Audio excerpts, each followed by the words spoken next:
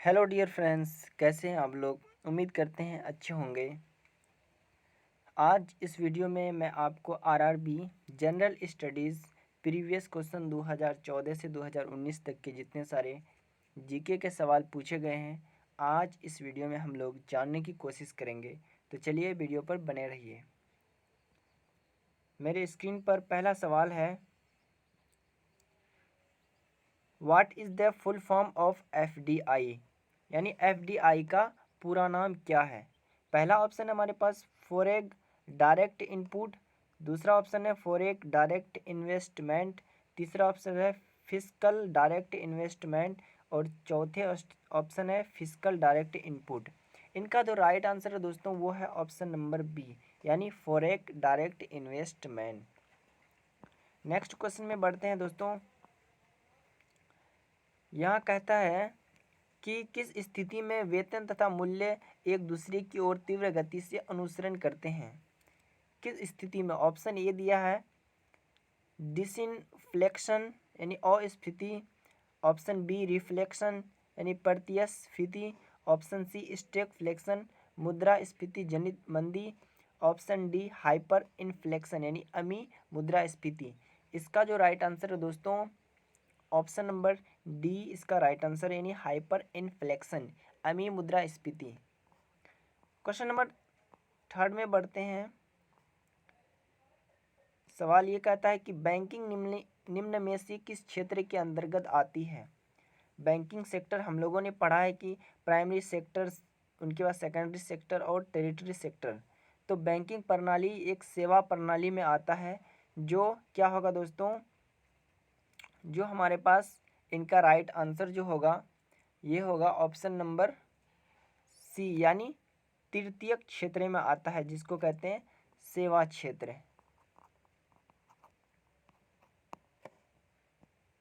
Question number next बढ़ते हैं चौथा सवाल की ओर। कहता है कि निम्न में से कौन सा अल्पाधिकार एक सामान्य विशेषता है।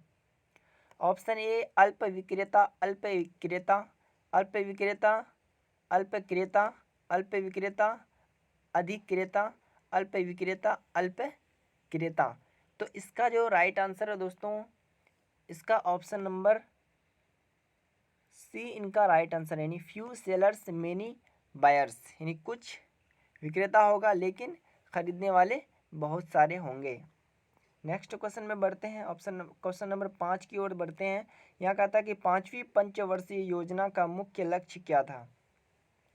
जब पंचवर्षीय योजना हुआ था पांचवी, तो उनका मुख्य लक्ष्य क्या था, मुख्य मकसद क्या था, पर्पस क्या था उनका। इसमें ऑप्शन ए दिया है कि गरीबी उन्मूलन तथा आत्मनिर्भरता की प्राप्ति, ऑप्शन बी तीव्र अधिक समावेशी एवं धारणीय विकास, ऑप्शन नंबर सी समावेशी विकास, ऑप्शन डी इनमें से कोई नहीं। इनका जो राइट आंसर है दोस्तों इसका right answer option number A, यानी क्या है, गरीबी उन्मूलन और आत्मनिर्भरता की इसमें प्रस्तावना की गई थी पांचवी पंचवर्षीय योजना के तहत। क्वेश्चन नंबर नेक्स्ट में बढ़ते हैं दोस्तों।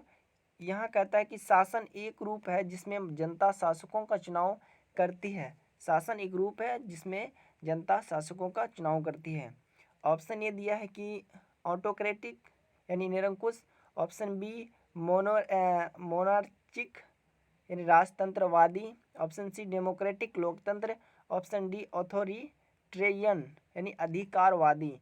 इसका जो राइट आंसर है दोस्तों इसका राइट आंसर है ऑप्शन नंबर सी इनका राइट आंसर है डेमोक्रेटिक। लोकतंत्र में क्या होता है, शासन एक रूप होता है जिसमें जनता शासकों को चुनती है, जैसे हमारे देश में होता है। नेक्स्ट क्वेश्चन में बढ़ते हैं दोस्तों।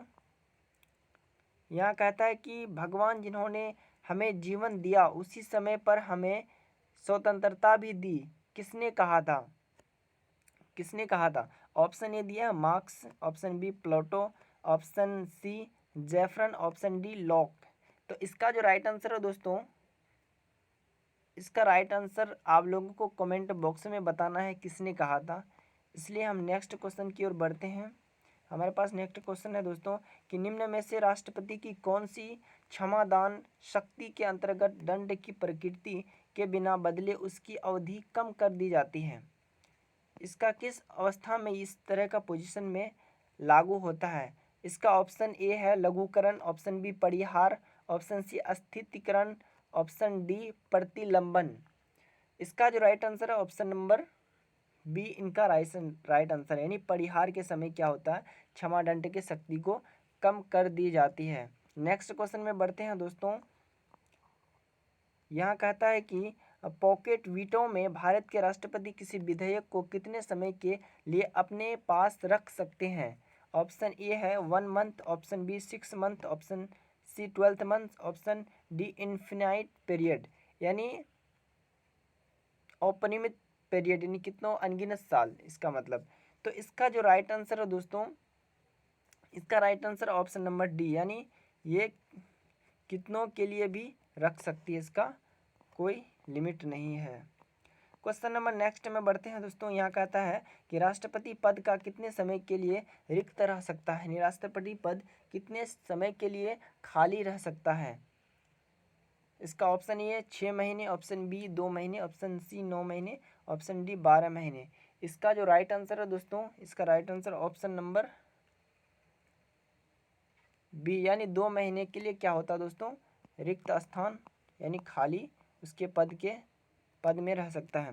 क्वेश्चन नंबर 11 में बढ़ते हैं दोस्तों। यहाँ कहता है कि भारत के किस संवैधानिक अधिनियम में मतदान करने की आयु घटाकर 21 वर्ष से 18 वर्ष कर दी गई थी? एक्ट बताना दोस्तों। इसका ऑप्शन ए है कि 42वें संशोधन अधिनियम, ऑप्शन बी है 61वें संशोधन अधिनियम, ऑप्शन सी है 74वें संशोधन अधिनियम, ऑप्शन डी है 83 संशोधन अधिनियम। इसका जो राइट आंसर है दोस्तों, इसका राइट आंसर है ऑप्शन नंबर सी, यानी 74वें अधिवेशन जब हुआ था, कानून में क्या हुआ था, बदलाव हो गया था, 21 साल से 18 साल कर दिया गया था। नेक्स्ट क्वेश्चन में बढ़ते हैं दोस्तों, बहुत ही इंपॉर्टेंट क्वेश्चन है आरआरबी के लिए। क्वेश्चन कहता है कि किस वर्ष ईस्ट इंडिया कंपनी को पूरी तरह समाप्त कर दिया गया तथा भारत पर ब्रिटिश सरकार का पूर्णतः अधिकार हो गया था? इसका ऑप्शन ए है कि 1838, option B 1919, option C 1858, option D 1898। इसका जो राइट आंसर है दोस्तों, इसका ऑप्शन नंबर सी, यानी 1898 इसका राइट आंसर है। क्वेश्चन नंबर 13 में बढ़ते हैं दोस्तों। किस स्थान पर हड़प्पन समय के रथ की एक प्रतिमा प्राप्त हुई थी? दोस्तों ये क्वेश्चन इतिहास से लिया गया है। ऑप्शन ए दिया है Lothal, option B Banawali, option C Daimabad, option D Kalibanga. इसका जो राइट आंसर है दोस्तों, इसका राइट आंसर है ऑप्शन नंबर सी, यानी दैमाबाद में क्या हुआ था, हड़प्पन के समय रथ की एक प्रतिमा प्राप्त हुई थी। क्वेश्चन नंबर नेक्स्ट बढ़ते हैं दोस्तों। यहाँ कहता है कि चंपारण से आरंभ हुआ प्रथम सत्याग्रह डैश की खेती के विरुद्ध किया गया था? आप लोगों को अवश्य पता होगा, अगर आप 10th 12th या फिर ग्रेजुएट कर चुके हैं आपको पता ही होगा, क्योंकि बहुत ही सिंपल सवाल है ये। ऑप्शन ए कपास, option B Neil, option C रेशम, ऑप्शन डी केसर। यानी आरंभ जो हुआ था सत्याग्रह आंदोलन चंपारण से, ये किसके लिए हुआ था दोस्तों? ये हुआ था नील की खेती के विरुद्ध ये आंदोलन हुआ था।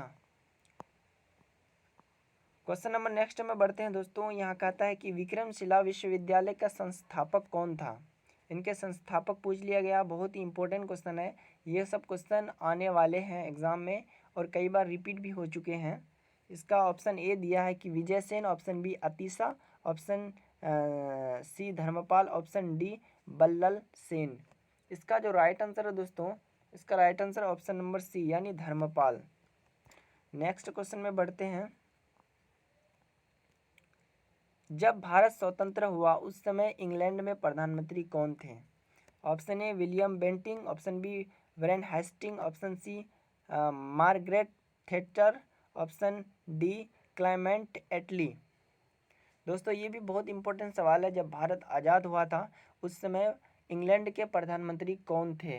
तो इंग्लैंड के जो प्रधानमंत्री थे दोस्तों वो थे क्लेमेंट एटली, उस समय थे। तो इसका right answer option number D सही है।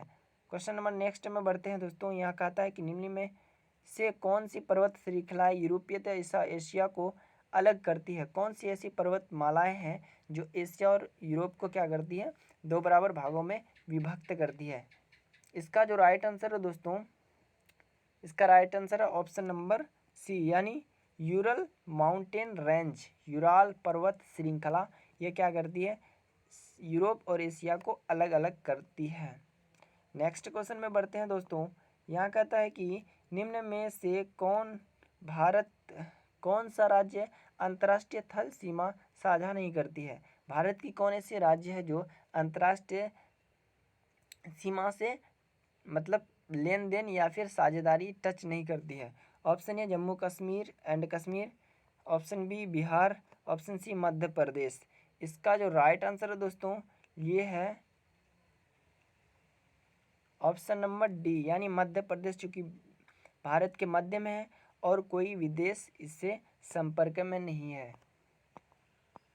क्वेश्चन नंबर नेक्स्ट में बढ़ते हैं दोस्तों। यहाँ कहता है कि निम्न में से कौन ऑक्सीजन रहित रक्त मानव शरीर के विभिन्न भागों से हृदय में लाता है। यहाँ कहता है ऑक्सीजन रहित, अगर सहित कहता तो दोस्तों ये तो जाहिर सी बात है कि धमनी हो जाता, लेकिन ऑक्सीजन रहित कहता है यानी ऑक्सीजन के बिना कहता है, तो ऑक्सीजन के बिना कौन सी होगी दोस्तों। इसका राइट आंसर है ऑप्शन नंबर ए, यानी नसें, इसका राइट आंसर है।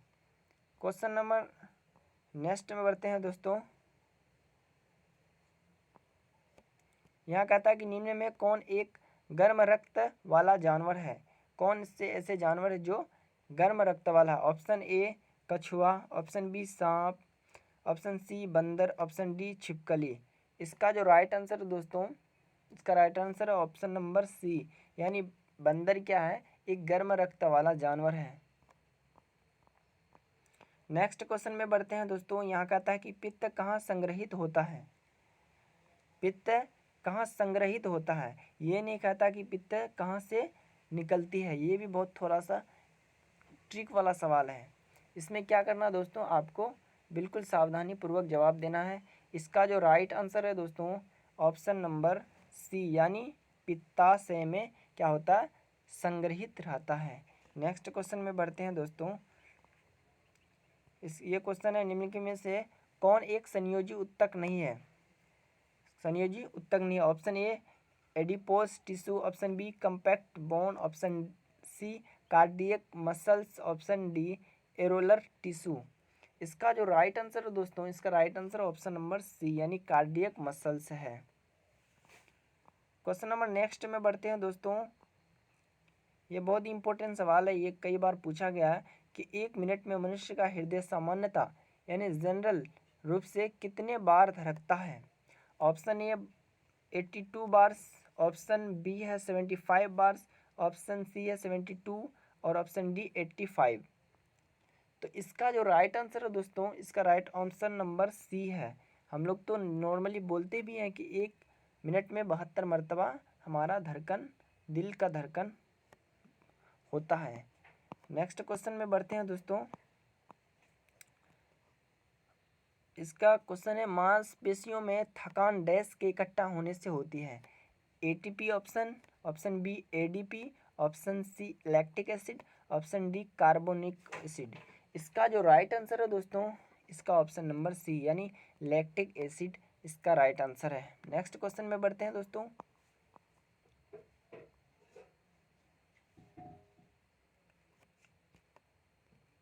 ये क्वेश्चन है सितारों में ऊर्जा के अक्षय स्रोत का कारण डैश है। ऑप्शन ए हाइड्रोजन का हीलियम में परिवर्तन, ऑप्शन बी हीलियम का हाइड्रोजन में परिवर्तन, ऑप्शन सी रेडियोधर्मी तत्वों का क्षय, ऑप्शन डी क्या है दोस्तों, अतिरिक्त ऑक्सीजन। दोस्तों ये क्वेश्चन आपके लिए ख़ास तौर पर है। अगर आप जानते हैं तो कमेंट बॉक्स में बताएं, अगर नहीं जानते तो वो भी बताएं, हम बता देंगे। इसलिए दोस्तों अगर वीडियो अच्छी लगी तो वीडियो को लाइक कर दीजिए। अभी तक चैनल को सब्सक्राइब नहीं किया तो प्लीज़ चैनल को सब्सक्राइब कर दीजिए।